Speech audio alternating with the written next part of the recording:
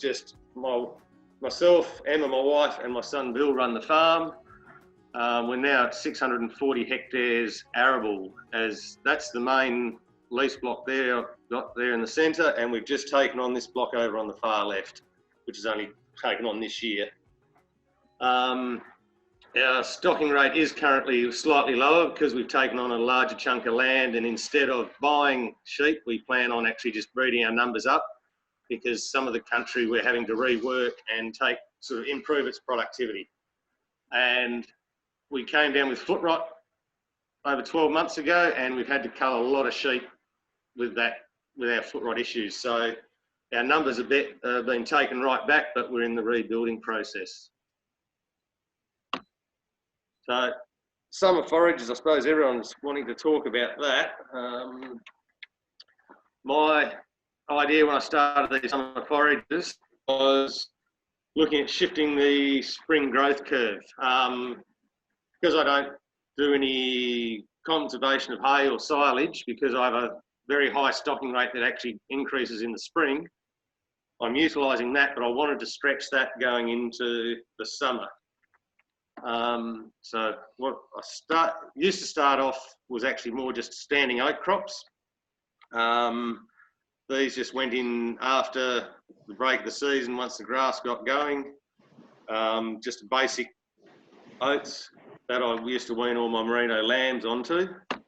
It comes up relatively dirty with ryegrass, but it gave me a pretty good seed bank going forward for a few more years.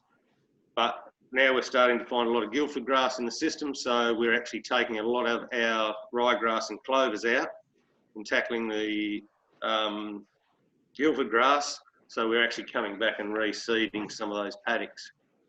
But you'll see the photo on the left is the 9th of April. That's the standing oats that you saw in the earlier slide. That's had 45 weaners per hectare all summer on that paddock. And the right-hand side is 21 days later, the regrowth of just oats and a few bits of clover that have come up 7 days after it was destocked. So now, what was happening is with all the oats, I was finding with my sheep numbers going up, more summer feed for my lambs. So with the oats, if I put another 30 hectares into oats, that was something that was going to go into June, July. I'd lose 2 to 3 months of winter grazing of pasture. So then I looked at taking the paddocks out in September, October and putting them into a summer forage crop to extend the feed I required for my weaner lambs. So this was my first attempt a couple of years ago. I've been doing a millet,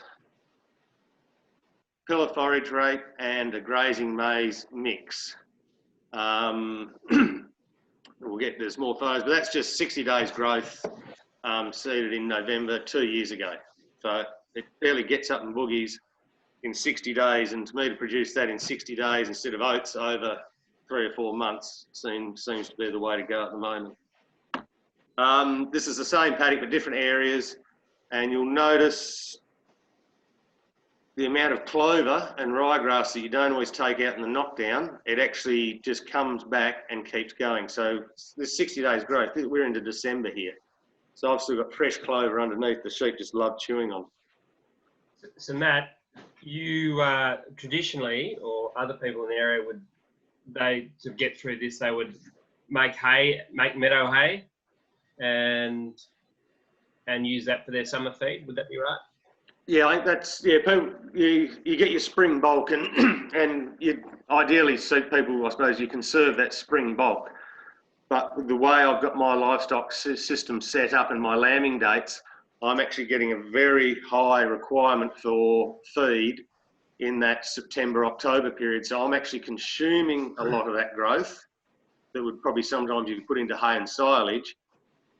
But I don't want to make hay and silage. I find it costly, time consuming, and then you've got to feed the stuff out again. It's the same like I do the standing oats.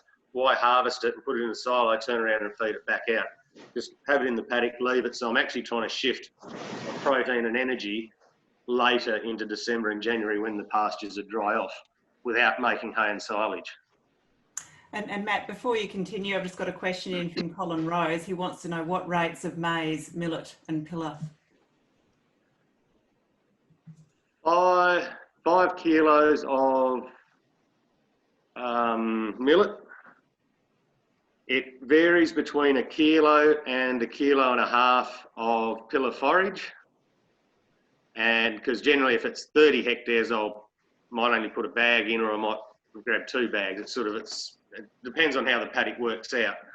And the grazing maize this first year, I only went at about 5 kilos. And this last year I tried a paddock and I went up to 20 kilos. All as part of a trial I did, which you'll see photos of that. Because of the air seeder I use, my calibration works out okay, but actually the distribution of the seed through the paddock can change because I cannot get down to very individual rates. So basically my fertiliser and all the seed just gets blended up and then put in, so you'll find it does come up patchy in areas, just the way my air seeder works. Just briefly, what proportion of the farm are you putting into the summer?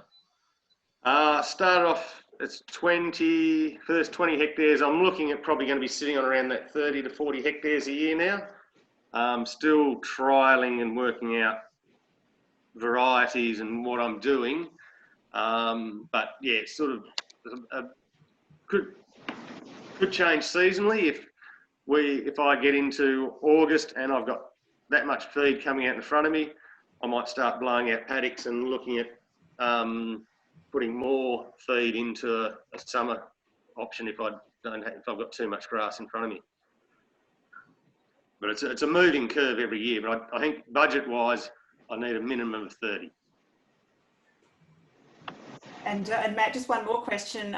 We've got joining us online 3 of our WALRAC research members, including Hayley Norman from CSIRO. And Hayley is wondering, are you supplementing? I wonder if protein and energy could be limiting lamb growth. Perhaps the clover fills the nutrient gap. No, I'm actually not supplementing. My weaner lambs, they get weaned in, the merino weaners get weaned in December. And sometime in December, when the summer foragers are ready for their first graze, they're in. I'm not supplementing the oats or the summer foragers until January sometimes, where I'll start them on lupins. Their second graze in late February, March, they are supplemented with lupins. It's because it's already in their diet.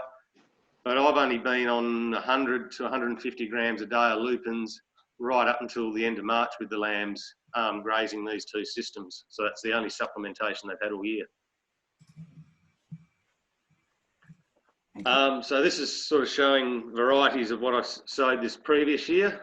So once again, 67 days growth. You'll see down here in the bottom left, there's your grazing maize. This is where I'm saying I've had the grazing maize. It worked well up on this part of the paddock, but down the other part of the paddock where it was a bit wetter and I had issues getting the knife points into the ground, the grazing maize didn't seem to want to grow. I think it's just an establishment thing I've got to work on with my machinery.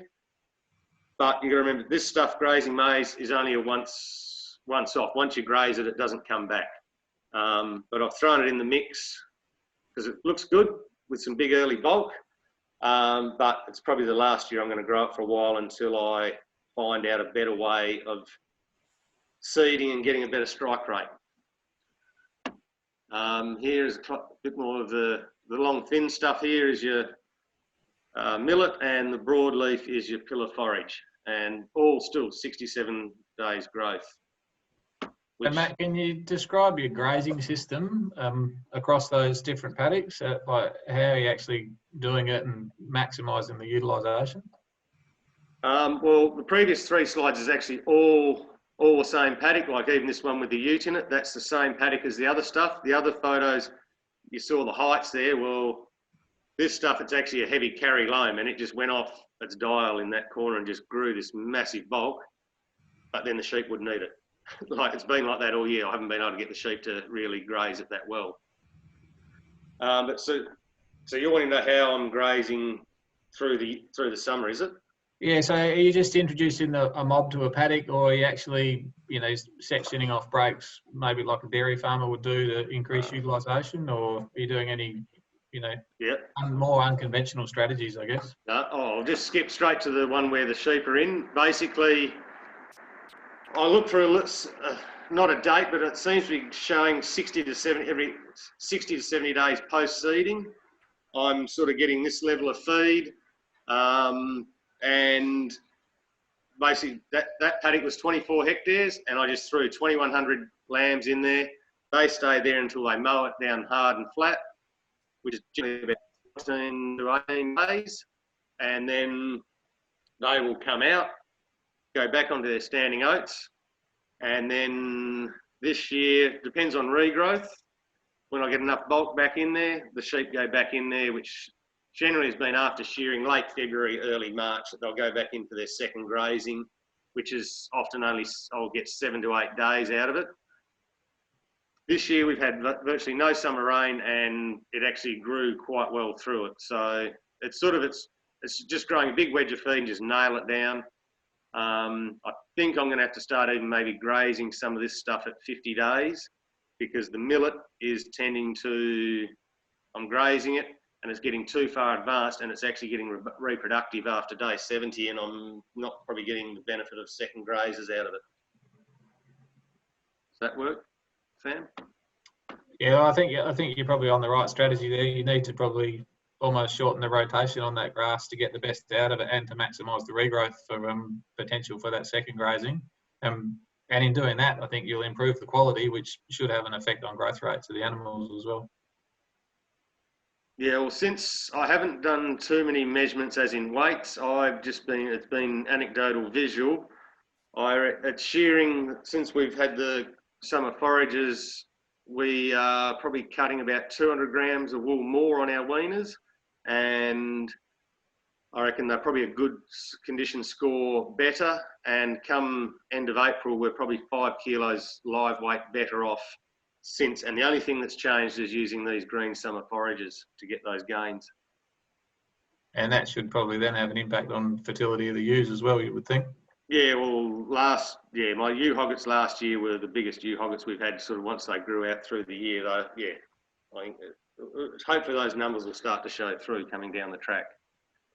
But yeah, I'm doing big paddocks, so it's just chuck a big mob of sheep in, and yeah, probably I should try and hot wire, but I don't know running hot wires with merino weaner lambs would work that well. So it's just easier to throw them in, and probably go in earlier with less bulk and just try and get 4 grazings out of it.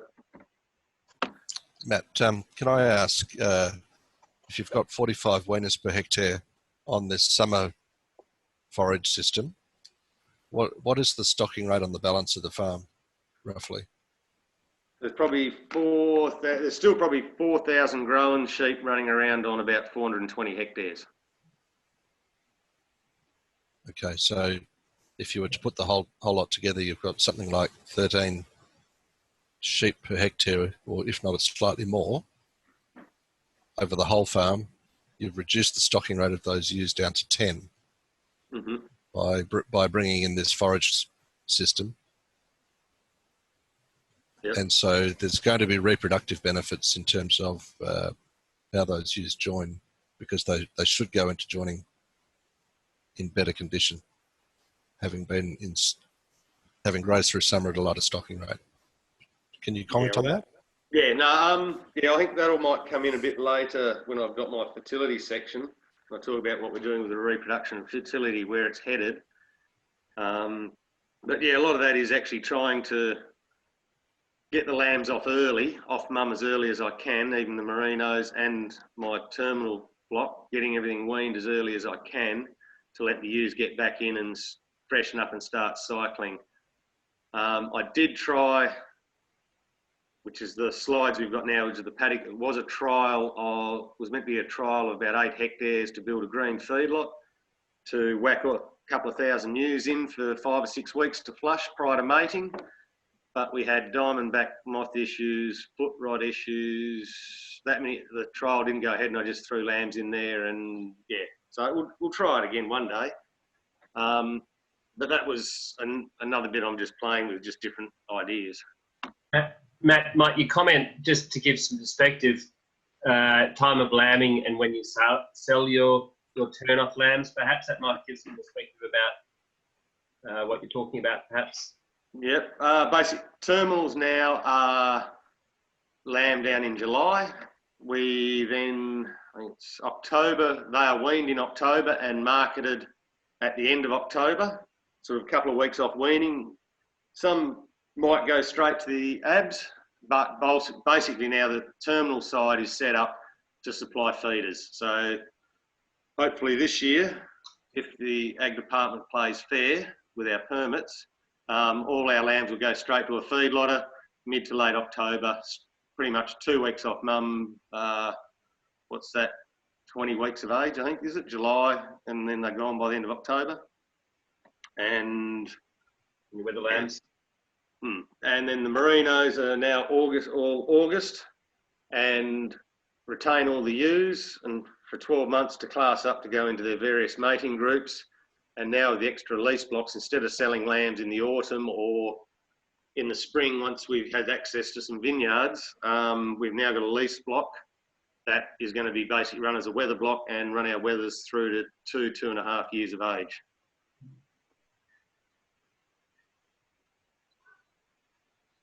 So you're just trying to hold them through summer then. I suppose the message is those lambs that you're holding after the sow ones, they don't have to grow like steam. They just need to move steadily forward.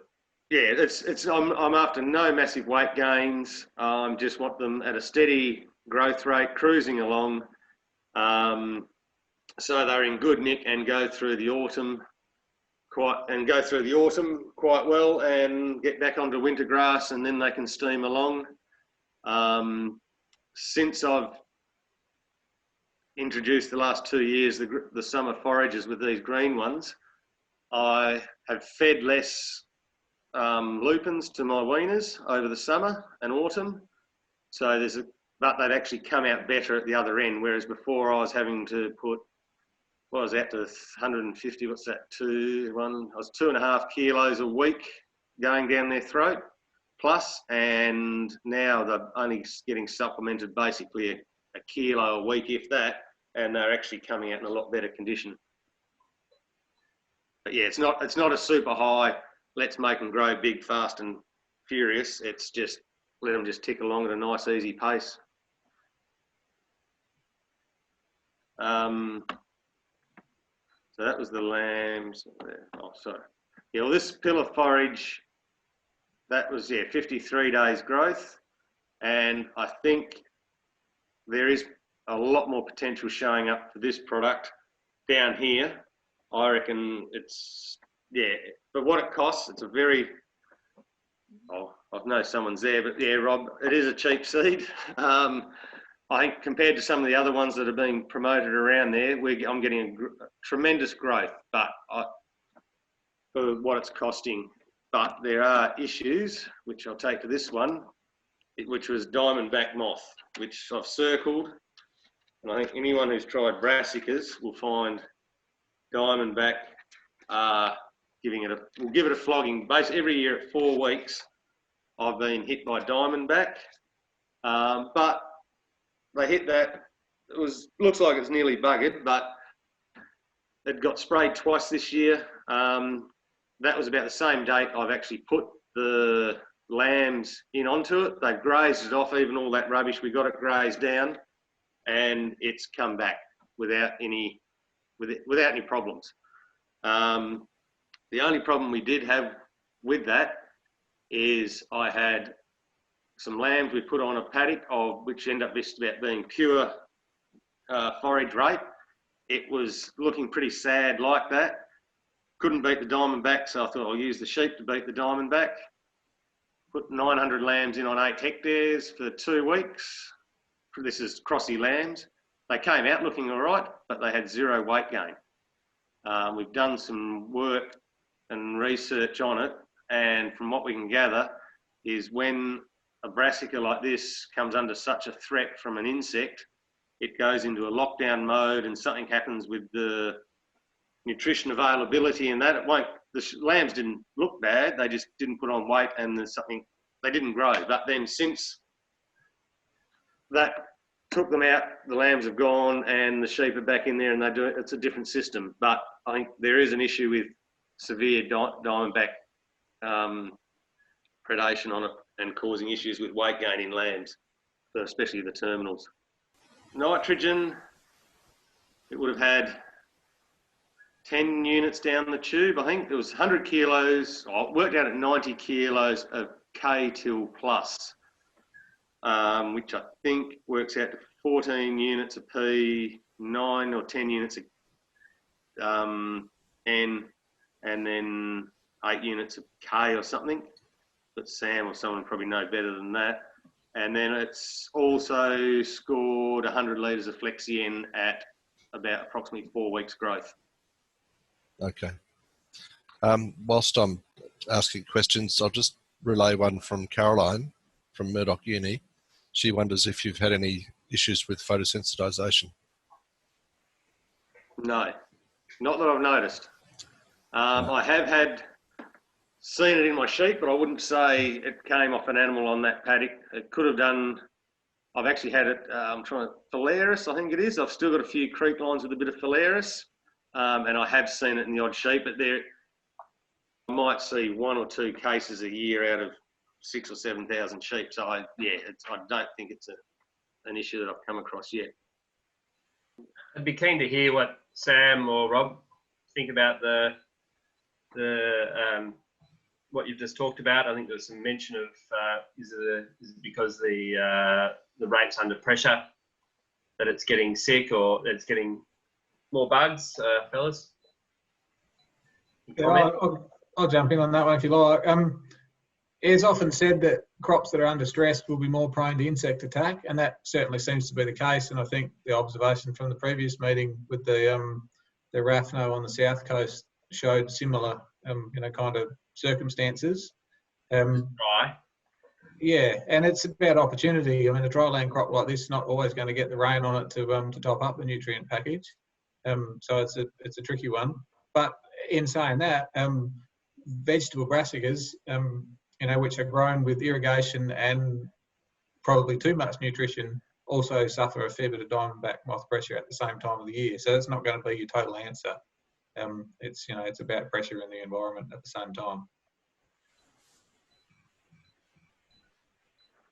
Yeah, this year diamondback moth the year before we had a wave and it was controllable with a couple of sprays. This year I just couldn't break the life cycle, and also what I heard through chemical supplies further up the line, even all your commercial brassica growers for the table, they were just getting absolutely smashed by them. I think there were chemicals I could use, but they're about $200-300 a hectare, but I wasn't willing to spend that money. Part of the thing I'm finding with this product is grazing management. It actually is 2 photos. There is a line sort of about there between left and right. The left is where I nearly got the grazing correct. Now this photo is in late January. So we've had no summer rain on this. It's had one grazing. The left-hand side, you'll see the nice fresh green plant. That was grazed down to the ground, nothing left. Everything on the right, some of those leaves, I didn't actually graze it hard enough and get enough grazing done on it. And it sort of sat like that all summer. I then, mid-Feb, I think it was, I'm just looking here at my dates. I whacked a heap of sheep in and thought, no, graze this purple off. I'm sick of looking at purple. So we grazed it all off. We got 8 mils of rain, and unfortunately, I haven't got a photo, but it's come back booming, everything like, the whole paddock looked like that one in the circle after 8 mils of rain. So it's hung on all summer without any effort at all, with no rain. And if you look at this now, this is the pillar forage on the 20th of April. I've had sheep in there for 30 days because it became a confinement paddock. So all these photos we've seen earlier of it, the paddock, because we had what I'm calling an early break, I whacked all the sheep in there. So I've had 1,250 ewes over 30 hectares. The paddock's been used as confinement. So basically in mid-March, all this hill of forage was nearly up to your knee. And there's still 1,250 ewes on there and it's still punching out leaves. I can go out the paddock today because I've actually pulled some sheep out of there since in the last week or so. It's only down to about 700 ewes on there and it's still punching out leaves. So if I was to lock it up, I reckon I'd get quite a big wedge of feed in the middle of winter. But this is actually going to be my new standing oat crop paddock, so it'll get sprayed out shortly.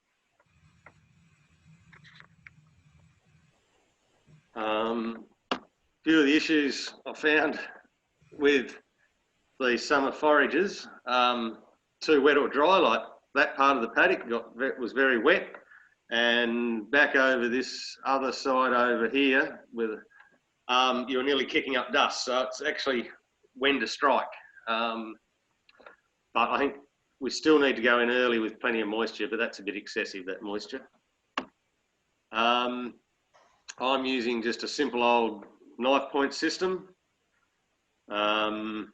It's a very light breakout, unfortunately, so I don't always get the depth control I want because some of the ground I'm still finding is very hard in the top 10 centimetres, and I think that's where I've seen I'm having trouble with getting some of the seed to germinate and get good germination across the whole paddock. But the knife points are working very well to work. So I've got a hard pan at 10 centimetres and it is getting through, especially with the double pass. So there's the fine rig setup, and all I'm using at current is just a bit of chain just to level behind as a drag.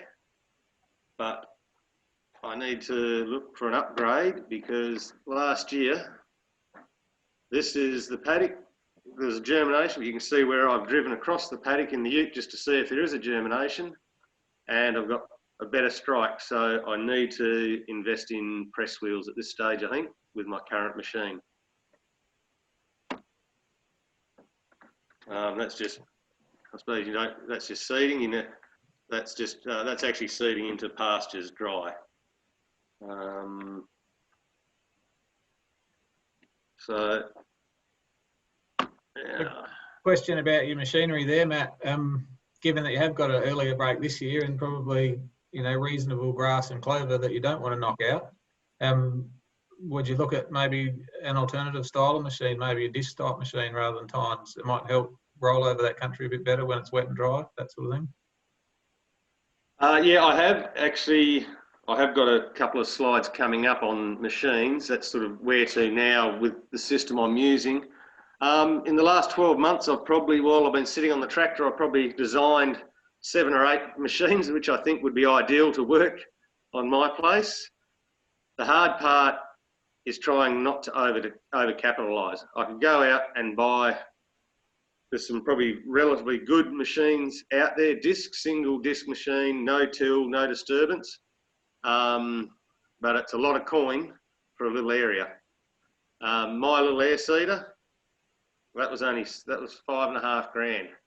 It's a very cheap seeding system for 5.5 metres of sowing. The knives I like, especially putting my oats in, it's breaking up that 10 centimetre hard pan. The system's now turning into using these summer forages prior to my oat crop. So I'm actually getting a double cut because sometimes I'll find if it's a bit hard and I can't get a full cut with my knives, coming in the following autumn to put my oats in, I'm actually then getting a full cut right through that 10 centimetres. It's giving me a double knock if there's a lot of weeds I do want to get rid of.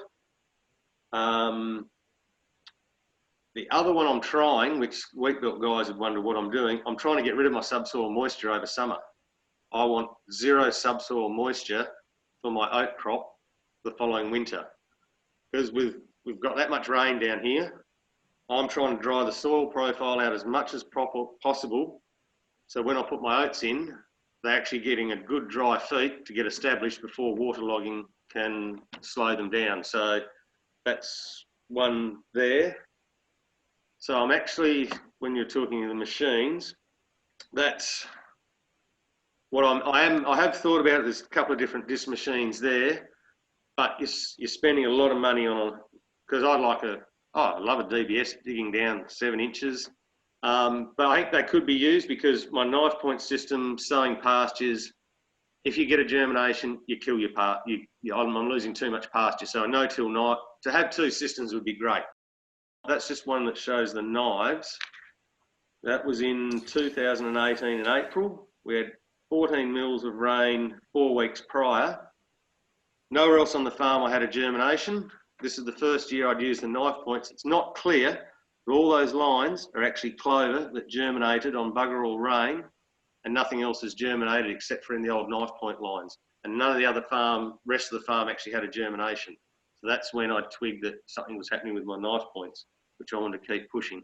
But maybe with some of the soil compaction issues I've got in the top 10 centimetres, looking at something like if I got a reefinator in, because there's some of these rocky hills, clean up the rocks, and I think these reefinators can go down to 30 centimetres, dig up that 30 centimetre hard pan, and we're away, and then it doesn't matter what I'm probably seeding with then. I can use discs, knives, sod seeders.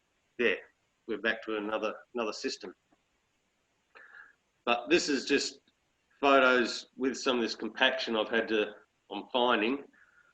Left-hand side, section of the paddock where it had really good growth, and I think it shows that, yeah, the 2 different root systems, 2 different plants out of the same paddock. One area is I found it's fairly hard and I had trouble getting my knives into even, and the other one, the knives went straight in, great seed. So just the root development that I think that came off the summer crop this year. And that's the same, that is pasture I dug up yesterday. It is in a paddock that was used knives in 2018. The left-hand plant is an area I know the air seeder didn't go into in that part of the paddock. The right-hand side is where the air seeder and the knife points went in. So that's just what I think the difference I'm getting with my root development and plant growth. So Matt, I guess, you talk about what you can afford and what you can't afford. I guess it comes down to how much extra biomass you're going to grow with better quality machinery, and your ability or your capacity to actually eat that biomass and convert that into cash. There's probably some sums you could do there. But also, I guess the interesting thing is with the system is, currently you're doing less than 10% of your area. What sort of area, what's your target? I suppose you're finding out about the summer crop system with different seasons, a wet summer and a dry summer, and with your potential, what sort of area are you thinking as far as, 20% of the farm, or have you got a target, or is that crossing your mind? I haven't got a target as of yet. I've sort of worked on one system. The system so far for the summer has been designed around my merino weaners. Last year, there was the little trial I was going to try and do for the ewes, but we had other issues, so the trial sort of went another direction. The feed was used in another direction.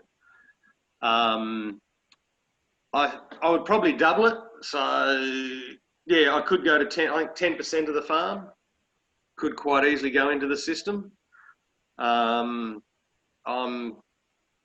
It's trying to work out when I want the feed, how I want the feed. I think my ewes and they don't need this level of feed, in quality in December, January. I need them coming out the other end in February, March.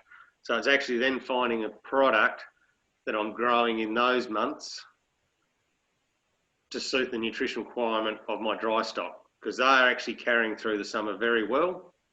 But then in mind, often we get a germination or a bit of a break in March. So I'm not looking for very, very long seasons, going a long way into the autumn with forage crops, because our season can be underway here in mid-March to mid-April. So then I'm looking the other way is the next part of the system is actually looking more confinement.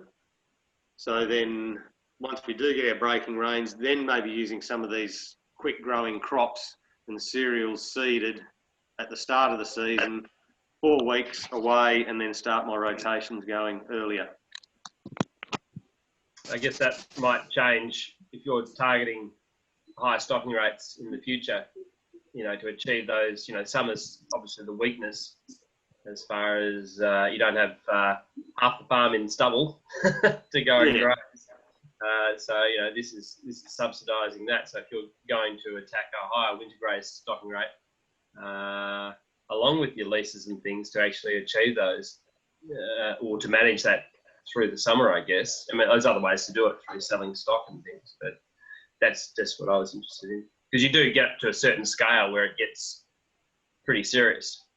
And rather than 40 hectares, it gets to a bigger scale. And I guess the success, looking at the success of it, and it starts to have a serious impact, even more of a serious impact on your business. Yeah, I think that's been my biggest concern, or the hardest thing I've had, is looking at carrying high stocking rates over the summer. I think